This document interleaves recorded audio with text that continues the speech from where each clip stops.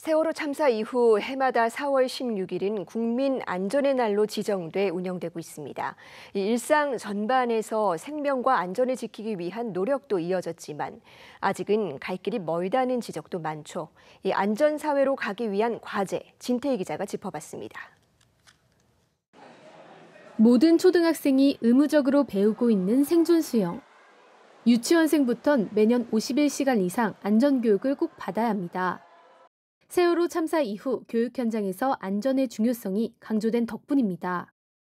생존 수영 때문에 수영하는 게 좀 재밌다 느껴졌게 했고, 저도 만약에 그런 일을 당하게 된다면 생존 수영 그걸 체험으로 인해 한번 수영해 볼 것 같아요.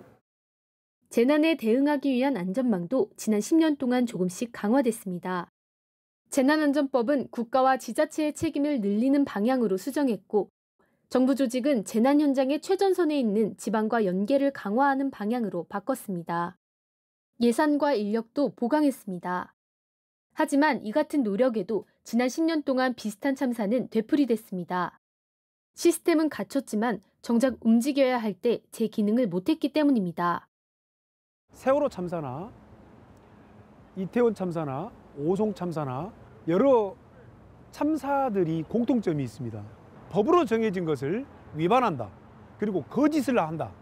그리고 실제로 어떤 상황이 발생했을 때 어떤 그 대처가 매우 미숙하고 미흡하다. 만들어진 대책을 제대로 실천하고 있는지 점검하는 체계도 미흡합니다. 지난해 정부와 국회는 사회적 참사 특별조사위원회가 권고한 과제들을 얼마나 이행했는지 처음 답변을 내놨습니다. 4.16년대가 사참위 권고를 12개 분야로 나눠서 살펴봤더니 지금까지 아예 이행되지 않거나 부분적으로만 이행하는 경우가 11개였습니다. 국가의 사과나 피해자 지원 등 거의 모든 권고안을 제대로 이행하고 있지 않은 겁니다.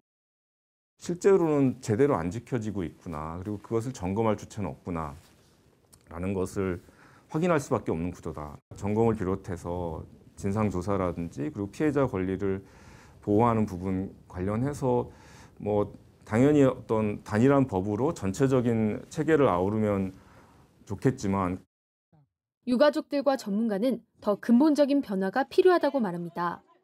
국가와 지방자치단체, 기업에 더 강한 책무를 주는 생명안전기본법을 만들자는 요구도 이 때문입니다. 하지만 법이 발의된 지 이미 3년이 넘었는데도 국회 상임위에서 심의조차 받지 못했습니다. 중대한 재난을 독립적으로 조사하는 상설기구를 만들자는 목소리도 나옵니다.